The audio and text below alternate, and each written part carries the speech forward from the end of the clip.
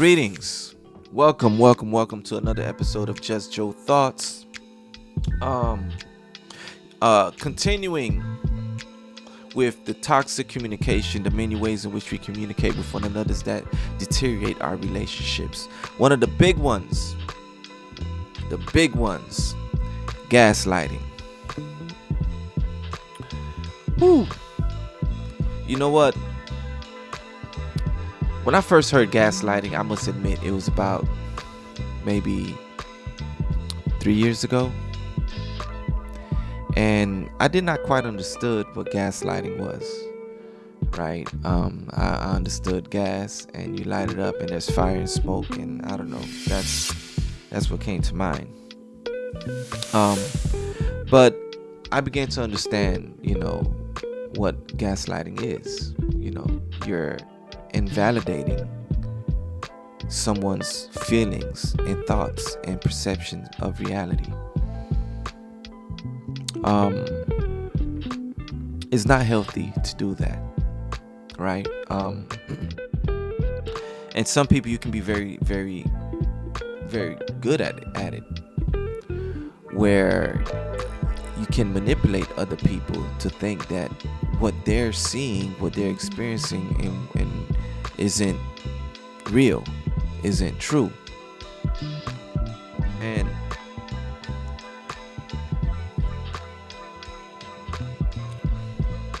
the problem with that is what you're doing is you're making yourself appear to be greater than your partner. When you gaslight your partner, you make your partner seem to be the one that is always the problem.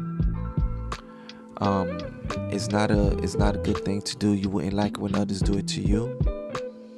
You have your own thoughts, you have your own feelings, your own emotions, right? And I get it. We can be wrong sometimes, so we must be able to accept that. Because if you cannot accept your own faults, if you can't take any accountability for yourself, then you might perceive that you're always being gaslit when you're not.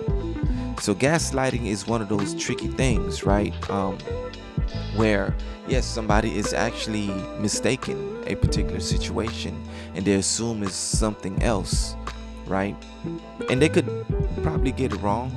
But then there are those of you that knows that you're wrong and you don't want to get caught, right? So you manipulate the other person to make yourself seems right. You can't do that for too long.